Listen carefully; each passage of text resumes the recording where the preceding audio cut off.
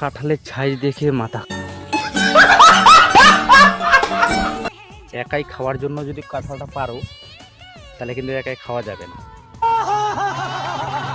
খারাপ। এটা এখান থেকে শুরু করে একদম নিচ পর্যন্ত গিয়ে এখান থেকে শেষ থেকে গেছে এই কাঁঠালে। এই কাঁঠালটা পাকে গেছে ড্যাব ড্যাব চালি করে। আর পাশের কাঁঠালটা সাইজ দেখো খালি, লম্বাটা কত বড়।